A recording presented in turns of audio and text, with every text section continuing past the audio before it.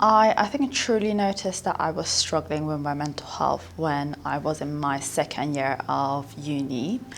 I was always a nervous child, but that's when I truly started noticing that I was quite anxious, I was quite worried. I was just not feeling myself, to be honest, at all. And I was struggling to concentrate. I was feeling worried all the time.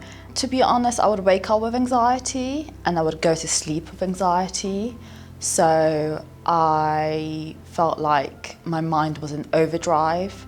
So I couldn't really concentrate at all. I couldn't relax at all. I just couldn't really focus on my university work. And not only was I feeling exhausted mentally, but also physically as well on a day-to-day basis. And I think 2 months into my second year of uni, that's when it really got bad as well. But my mom was one of the first people who immediately noticed I wasn't being myself at all. And she, brought it up to me, and I would say, no, I'm okay.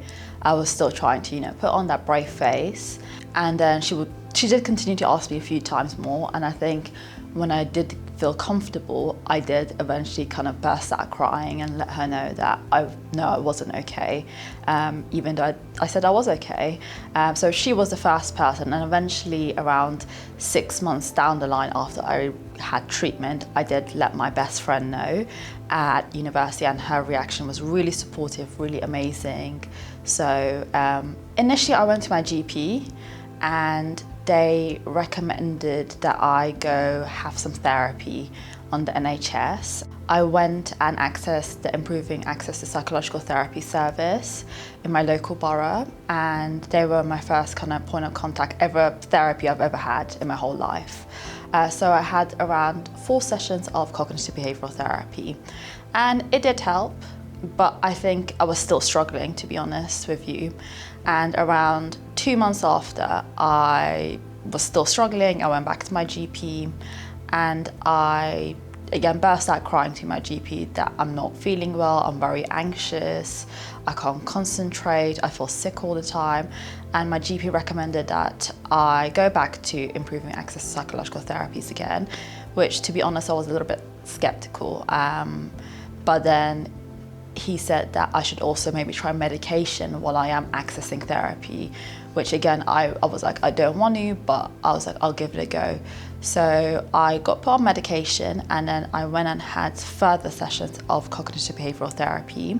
Basically, the medication allowed me to relax, so I can focus in their treatment sessions. And with me relaxing, I was able to take in more of that treatment session, able to learn a lot more skills in these treatment sessions. And basically, the second time I had the CBT, it worked wonders for me. And up to this day, I am still using the techniques as well myself.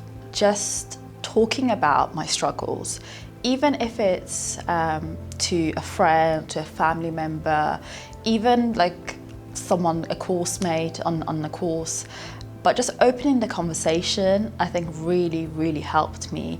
I was able to normalize my experiences, say that it is normal to be struggling with your mental health, because at the end of the day, we all have mental health. We will all struggle at some point with our mental health.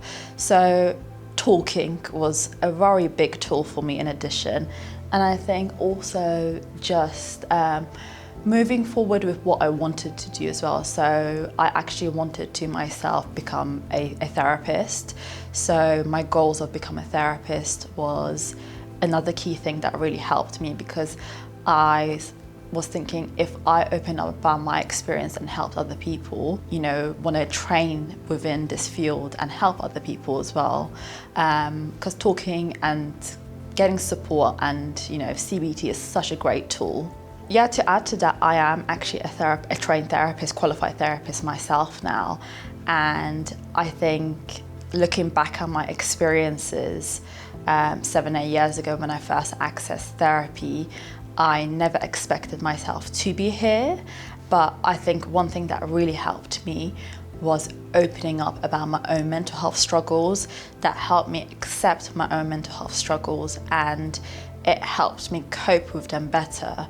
And obviously learning the techniques in CBT was another thing that helped me. But I think when I opened up about it, as I said, I accepted it. So that then got me to the end goal of helping other people as well. My job is so rewarding, and every day when I see other people that might be struggling with their mental health, when I help support them and give them the tools and techniques for them to manage and reduce those difficulties, I just get such a feeling of gratitude for the support that I received 7-8 years ago, which led me to come to this journey as well and be here.